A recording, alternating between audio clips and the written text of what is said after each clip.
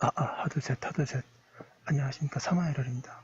김성동 교수님저 제5판 형법정론 2회독 822페이지 제4장 형의 유예제도 보겠습니다. 사마에럴 TV 7차 구독 추천을 부탁드리고 유튜브 구독을 권합니다. 제4장 형의 유예제도. 형의 유예제도는 피고인의 사회복귀라는 형벌 목적을 수용시설의 안이 사회 내에서 달성한 동시에 당해 자유형의 집행과 결부된 폐해를 방지하는 효과를 가져올 수 있는 제도로서 현대 형법에서 가장 중요한 형사정책적 대안으로 활용되고 있는 제도이다. 종래에는 형의 유예 제도가 구체적인 사회복귀 프로그램과 결부되지 않아서 그 실효성의 의문이 제기되기도 하였고, 형벌의 유아역을 감소시키는 무기력한 수단으로 평가되기도 하였으나, 최근에는 유예 제도와 결부된 보관찰 등 각종 부담부 조건이 유예 제도의 내실을 다지고 있어 각종 유예 제도의 활용도가 더욱 높아질 전망이다. 형의 유예 제도에는 집행유예와 선고유예가 있다.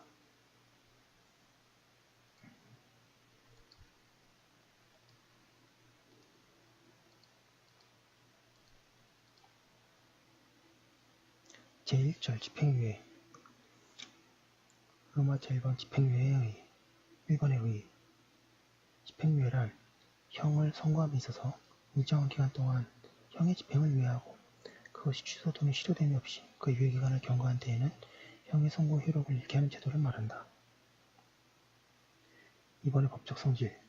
집행유예의 법적 성질에 관해서 동그라미 1번에 형벌과 보완적인 성질을 함께 가지고 있는 고유한 종류의 제재 또는 형법의 제3의 기라고 할 수 있는 독립된 제재라고 해석하는 견해와 동그라미 2번에 외래적 초월하는 의미에서 특성을 가진 형 집행의 변형에 지나지 않는다는 견해가 대립한다.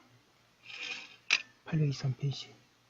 생각건대 집행유예의 경우에는 반드시 그 전제로서 행위자에게 형벌, 징역 또는 금고가 선고되는 것이고, 집행유예를 통해 수용시설 내가 아니라 사회 내에서 피고인의 사회복귀를 돕는 작용을 하는 것이기 때문에 형벌 집행의 변형에 불과하다고 보는 것이 타당하다.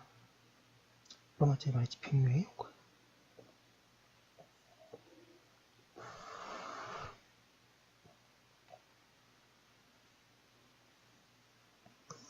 1번에 3년 이하의 징역 또는 금고형을 선고할 경우일 것.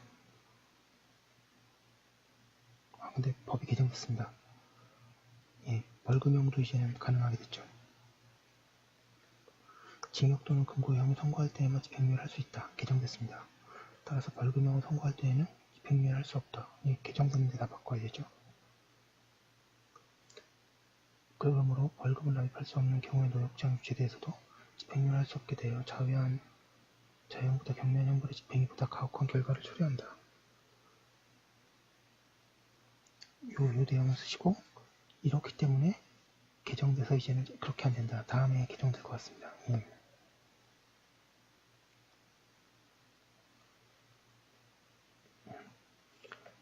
선고할 징역 내지 금고형은 3년 이하의 것을 요한다. 3년 이하의 징역 또는 금고형은 법정형이 아니라 선고형을 의미한다. 2번에 정상에 참작할 만한 사유.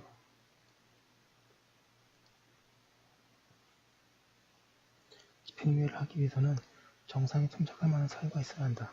정상에 참작할 만한 사유란 형의 선고만으로도 피고인에게 경고 기능을 다하여 형벌을 집행하지 않아도 장래의 재범의 위험성은 없다고 인정되는 경우를 말한다. 재범의 위험성 여부를 판단하기 위해서는 형법 제51조의 사항, 범인의 연령, 성행, 지능과 환경, 피해자에 대한 관계, 범행의 동기, 수단과 결과, 범행 후의 정황을 종합하여 판단해야 한다. 판단의 시기는 판결 시이다.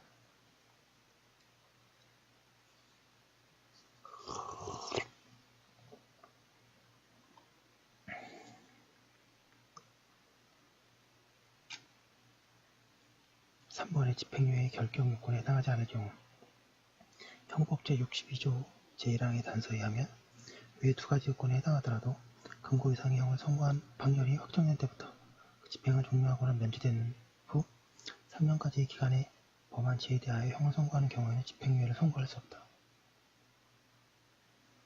양가 1번의 금고 이상의 형의 선고의 의미. 여기서 금고 이상의 형의 선고가 형의 집행을 선고받은 경우도 포함하는지가 문제된다. 이 경우는 결국 집행유예 기간 중에 범죄 행위에 대해서도 집행유예를 선고할 824페이지 수 있는가라는 문제로 귀결된다. 방어력을 학살의 태도. 동그라미 1번의 부정설. 집행유예 기간 중에 범한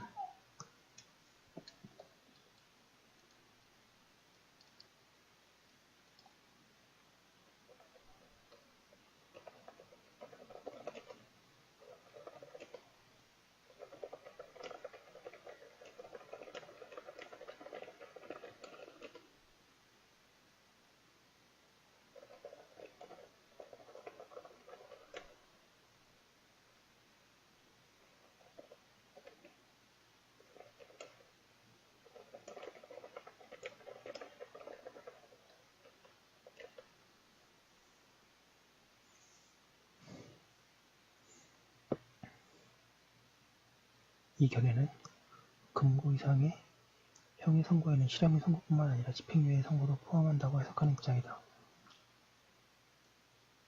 동그라미 2번의 긍정설. 집행유예 기간 중에 범한 죄에 대해서도 널리 재차의 집행유예를 선고할 수 있다는 견해이다. 이 견해는 금고 이상의 형의 선고는 실형의 선고만을 의미한다고 해석한다. 집행 종료 또는 집행 면제 후 3년이 경과하지 아니한 자란 실형 선고를 받아 현실적으로 집행 절차를 거쳤음을 표현 전제로 하는 표현이기 때문이라는 점을 근거로 한다. 동그라미 반가리번의 판례태도.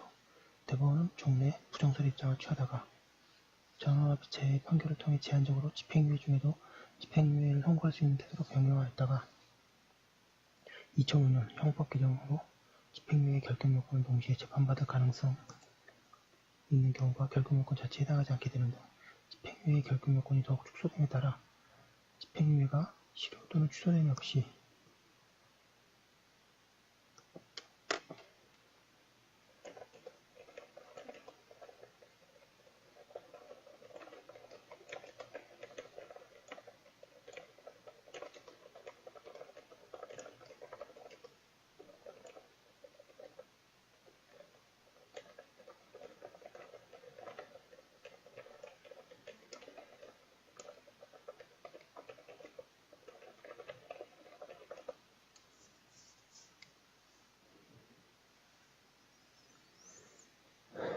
집행유예가 실효 없이 취소됨이 없이 유예기간이 경과한 때에는 결정 요건에 해당하지 않게 되기 때문에 집행유예 기간 중에 범한 범죄라고 할지라도 집행유예가 실효 또는 취소됨이 없이 그 유예기간이 경과한 경우에는 이에 대해서 다시 집행유예 선고가 가능한 태도로 전환하였다. 판례는 밑줄을 여기다 치겠습니다.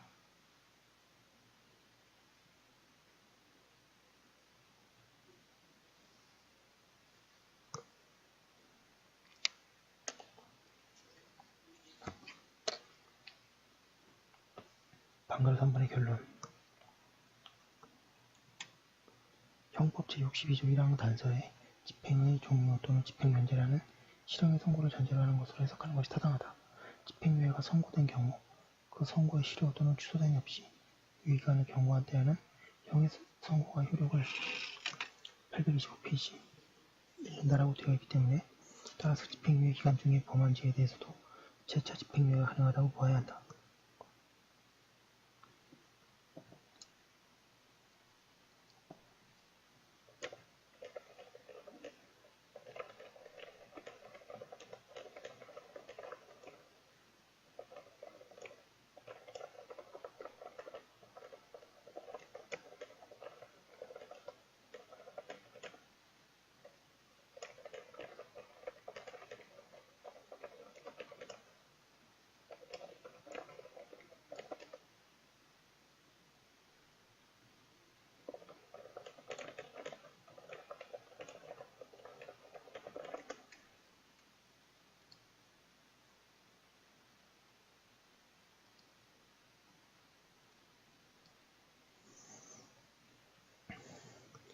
현실적으로 보더라도 집행유예 제도의 본래의 취지가 단기 자유형의 집행유예로 인한 폐단을 방지하고 피고인의 사회복귀라는 특별 예방 목적을 사회 내에서 달성하는 데 있으므로 집행유예 가능성을 확대하는 방향으로 형법 규정을 해석하는 것이 바람직하다. 논란의 소지를 없애기 위해서는 입법론상 금고 이상의 형의 선고를 금고 이상의 실형의 선고로 바꾸는 것이 바람직하다. 지금 3번 집행유예 결격 요건에 해당하지 않을 것 보고 있습니다. 양가를 위반해 3년까지의 기간의 범한죄의 의미 종래의 형법은 금고 이상의 형을 선고받아 집행을 종료하거나 면제된 후 5년이 경과될 것을 집행유예 선고의 요건으로 하고 있다. 이에 따르면 5년이 경과되었는지 여부가 판결 선고수를 기준으로 되기 때문에 피고인이 금고 이상의 형이 선고받고 다시 재범을 범한 경우에 재범의 범행 시기와 무관하게 판결 시점에 따라 집행유예 가능 여부가 결정되었다. 따라서 재범 후 초기에 체포되어 재판을 받는 자에 대해서 많은 시간이 경과된 후에 체포되어 재판을 받는 자 간의 형평성 문제가 제기되고 집행유예 결격을 면하기 위해서나 도피하거나 재판, 고의로 재판을 지연시키는 폐해 등이 발생한다고 문제점이 있었다. 따라서 2005년 9월 29일 형법중 개정 법률에 의하여 집행유예의 결격 사유를 판결 선고시가 아니라 범행시를 기준으로 판단하면서 집행유예의 가능 범위를 확대하기 위해 그 결격 기간도 선명하게 간축하였다. 고 하고 있습니다. 4번 형의 일부에 대한 집행유예의 가능 여부 형법 제62조 2항에 의하여 형을 병가할 경우에는 그 형의 일부에 대하여 집행을 유예할 수 있다고 한다. 따라서 형법 제37조 후단의 경합범 관계에 있는 두 개의 범죄에 대해서 하나의 판결로 두 개의 자유형을 선고하는 경우에 그 두 개의 자유형은 각각 별개의 형이므로 형법 제62조 1항에서 정한 집행유예 요건에 해당하면 그 각 자유형에 대하여 각각 집행유예를 선고할 수 있는 것이고 또 그 두 개의 징역형 중 하나의 징역형에 대해서 실형을 선고하면서 다른 징역형에 대해서 집행유예를 선고하는 것도 우리 형법상 이러한 조치를 금하는 명물 규정이 없는 이상 허용되는 것으로 보아야 한다. 문제는 하나의 형의 일부에 대해서 집행유예를 할 수 있는가이다. 형법 제62조 제2항을 물리적으로 해석하면 하나의 형의 일부에 대해서는 집행유예가 불가능하다고 해석해야 한다. 그러나 실형과 집행유예라는 양극단의 중간에서 탄력적인 양형의 운영을 가능하게 하고 집행유예가 곧 무죄라는 일관견이 잘못된 826페이지 인식을 불식하여 일반 예방 효과를 거둘 수 있기 위해서는 형의 일부에 대한 집행유예 제도를 도입하는 것이 입법론상 바람직하다. 물론 일부에 대한 집행유예가 종래 집행유예가 가능한 사안에 대해서도 적용되어 단기 자유형의 확대로 이어지지 않도록 하는 방안도 동시에 마련되어야 한다. 루마트 3번 집행유예와 보호관찰, 사회봉사명령, 수강명령 형의 집행을 유예하는 경우에도 보호관찰을 받은 것을 명하거나 사회봉사 또는 수강명령을 할 수 있다. 보호관찰의 기간은 집행을 위한 기간으로 한다. 다만 법원은 유예기간의 범위 내에서 보호관찰 기간을 정할 수 있다. 사회봉사명령 또는 수강명령은 집행유예 기간 내에 이를 집행한다.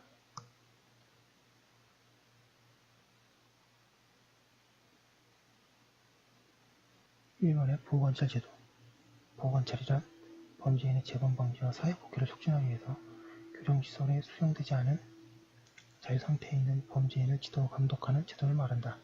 집행유예가 실형의 집행을 위하는 제도로서 피고인의 사회복귀라는 목적이 달성하기 위해서 사회 내 프로그램과 결부되어야 한다.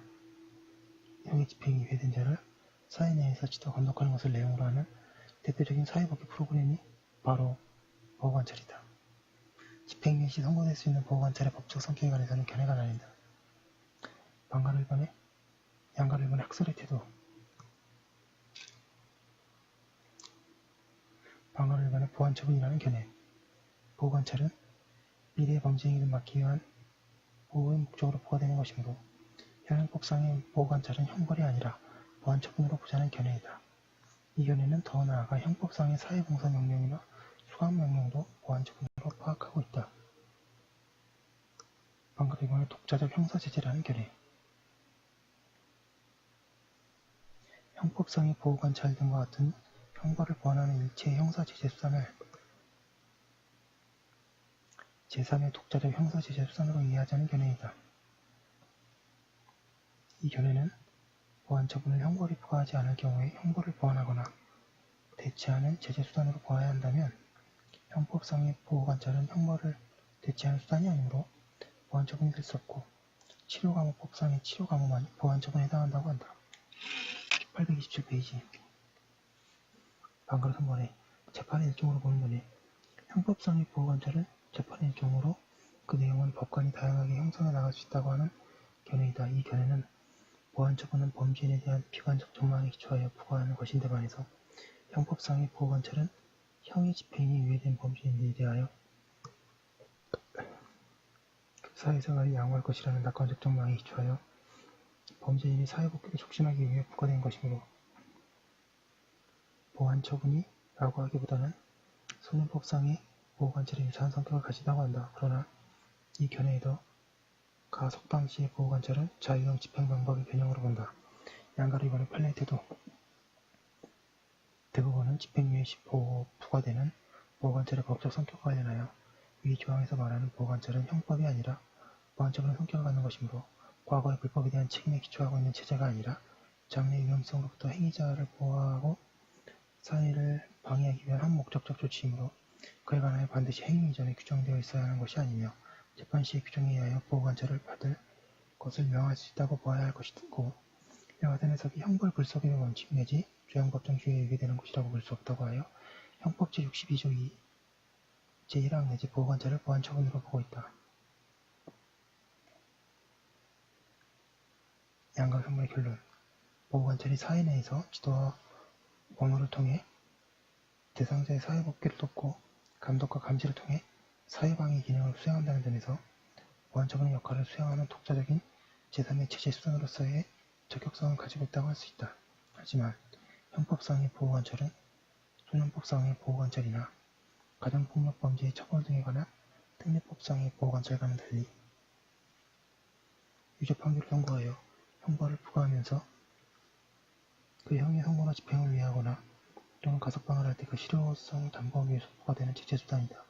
따라서 이는 형벌을 대체하는 제재도 아니고 내범의 위험성을 방지하기 위한 예방적 828페이지 처분이라고 볼 수도 없다. 이러한 관점에서 보면 유예제도 및 가석방제도에 결부된 보호관찰은 제재 체계상의 지위와 관련해서는 형벌과 보완처분과 관련되는 제3자의 제재적 성격을 가지지만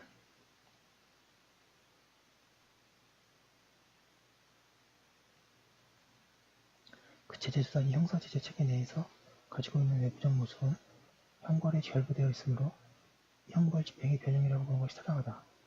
아래에서 설명될 사회봉사명령이나 수강명령의 법적 성격도 마찬가지이다.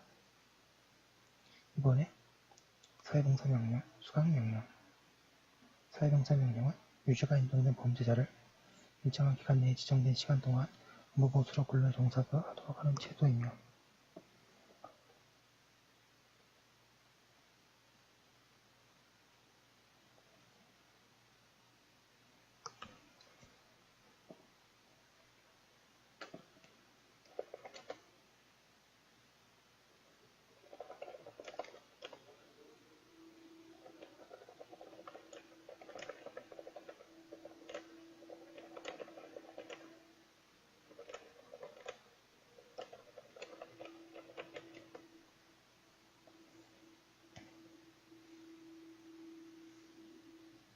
수강명령은 일정한 시간 동안 지정된 장소에 출석하여 강제로 강의, 훈련 또는 상담 등을 받는 제도를 말한다. 특히 자유형의 집행을 대체하기 위해서 법원에 명하는 사회봉사가 시간 단위로 부과될 수 있는 일 또는 근로활동을 의미하는 것을 해석하는 한 그러한 금월 출연 및 그와 동시에 할 수 있는 일을 명할 수 없고 유죄로 인정된 범죄 행위로 뉘우치거나 그 범죄 행위를 공개하는 취지의 말이나 글을 발표하도록 명하는 일 등은 헌법상 양심의 자유 등에 대한 심각하고 중대한 침해 가능성 사회봉사명령의 의미나 내용에 대한 다툼의 여지 등은 문제가 있어 허용될 수 없다. 사회봉사명령과 수강명령을 보호관찰과 병가하여 부과할 수 있는지에 대해서 형법은 명시적으로 규정하고 있지는 않지만 대법원은 이들을 보호관찰과 병가하여 부과할 수 있다는 태도를 취하고 있다. 보호관찰은 대표적인 사회복구 프로그램으로서 사회 내 제재를 받는 자에 대한 지도, 감독을 내용으로 하고 있기 때문에 사회봉사명령이나 수강명령의 집행 및 그 이행 여부를 통제하는 기관도 보호관찰 기관이어야 한다. 따라서 양자를 병가할 수 있도록 해야 할 필요가 있기 때문에 집행유예 시 보호관찰과 사회봉사명령 또는 수강명령이 동시에 선고될 수 있도록 명시적으로 규정하는 것이 입법론상으로도 바람직하다.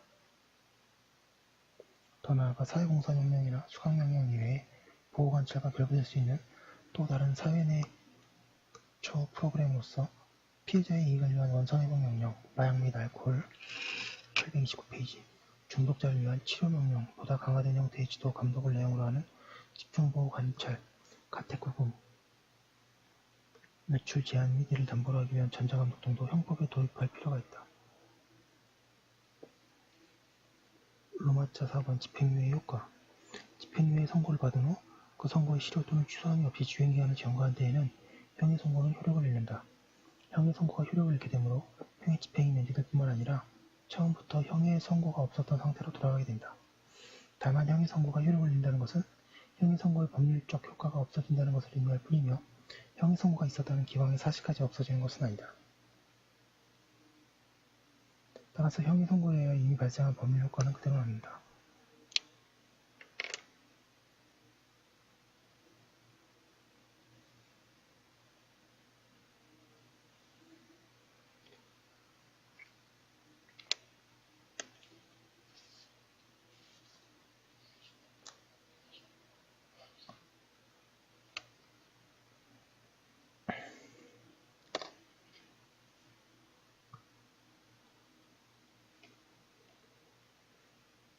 로마자 5번의 집행유예의 실효와 취소. 1번의 집행유예의 실효.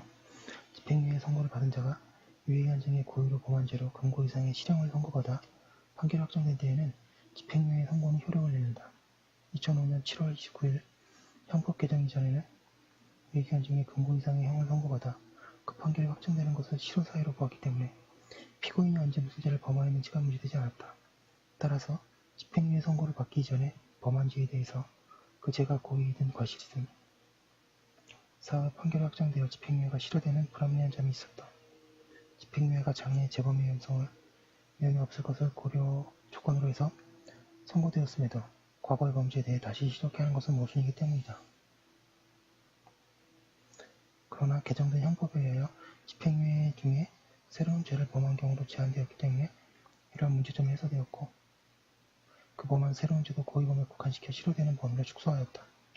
이에 따라 처음부터 경합범 관계에 있던 범죄 중에 그 일죄에 대해 집행유예가 선고된 이후에 여죄에 대해 다른 절차에서 금고 이상의 실형이 선고된 경우에도 기존의 집행유예는 실효되지 않는다. 문제는 개정된 형법의 태도가 여전히 집행유예 기간 중에 새로운 범죄를 범했을 830페이지 경우에 필요적으로 집행유예 선고의 효력을 잃도록 하는 획일성을 견지하고 있다는 점이 있다. 그러나 집행유예 기간 중에 새로운 범죄가 유예된 범죄에 대해서 집행유예와 무관한 범죄일 수도 있으므로 입법론상 그 새로운 범죄에 대한 유죄 판결이 과거의 집행유예를 무조건 실효케 하기보다는 법원의 판단에 따라 임의적으로 취소할 수 있도록 하는 탄력적인 제도로 바꾸는 것이 바람직하다.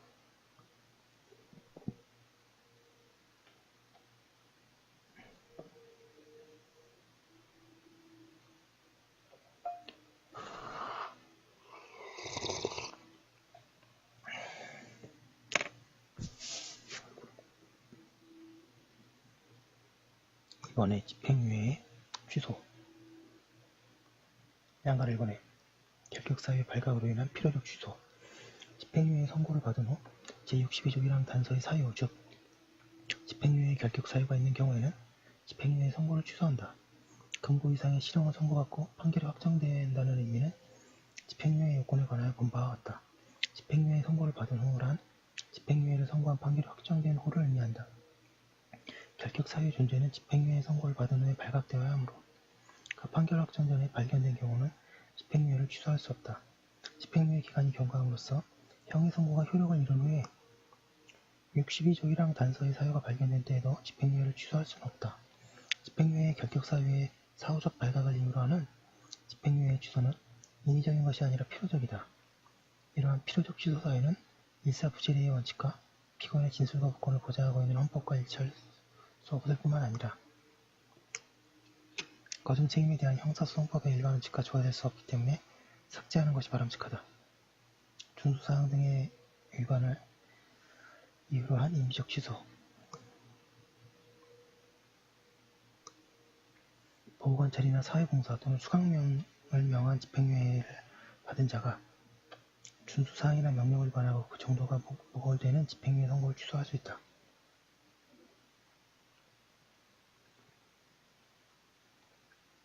보호관찰 등 사연의 처우의 필요성을 담보하기 위해 집행유예를 임의적으로 취소할 수 있도록 한 규정이다. 대법원도 집행유예를 받은 자가 준수사항이나 명령을 위반한 경우에 그 위반 사실이 범죄 행위라 되더라도 그 기소나 재판의 확정 여부 등 형사 절차와 별도로 법원이 집행유예를 취소할 수 있다고 한다.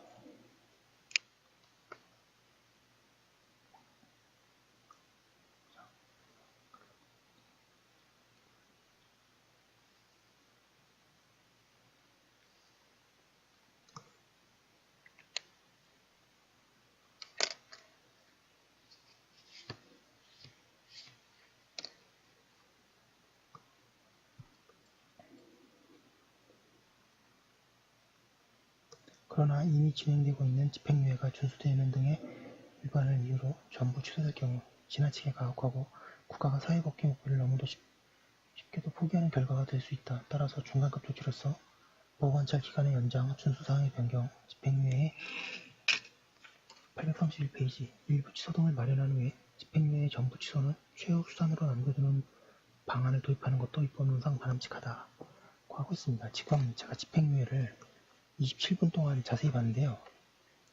집행유예는 딱 이 정도 나옵니다. 그리고 사례로 나올 때는 항상 날짜를 그 집행유예 요건 보시면